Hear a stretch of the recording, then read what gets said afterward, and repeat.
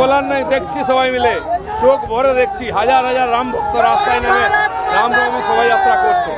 ওই লাঠি হাতে নিয়েছেন, কি বার্তা দেবেন আজকে? বার্তা পেয়ে গেছে, রাম মন্দির প্রতিষ্ঠা হয়ে গেছে, সারা দেশে রাম ভক্তরা জেগে গেছে।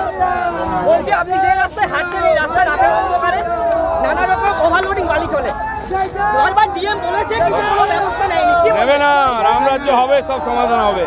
জয় শ্রীরাম। কার নাম নিচ্ছে? রাম ভক্তের সামনে রামের নাম নিন, ফালতু ফালতু লোকের কথা বলবেন না।